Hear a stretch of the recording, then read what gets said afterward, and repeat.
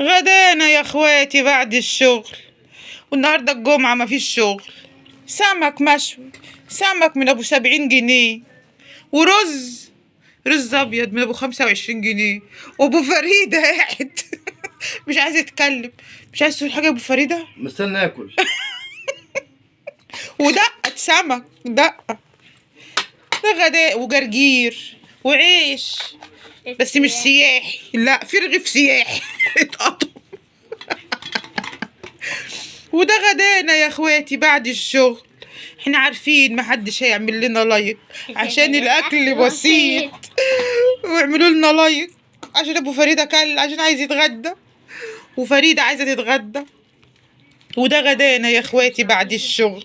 بشوف انا النهارده الجمعه تشغل الناس. ما انا قلت لهم في اول الفيديو ان مفيش شغل النهارده الجمعه. ما انت فاهمين برضه عشان مش بس منافق.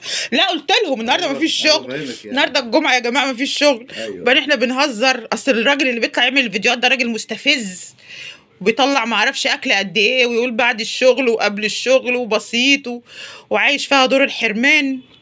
هو محدث نعمه اصلا، فان شاء الله هتزول من وشه الله مأمل والله. ان شاء الله. يحط 25 بيضة و25 بيضة وجبنة ومش عارفة ايه، والموسيقى الحزيني اللي بيعملها وشكله. والله الصينيه اللي بيجيبها ب 3000 جنيه دي. بتاعت حضرموت دي، حضرموت. وغدانا يا اخواتي بعد الشغل، والاكل بسيط.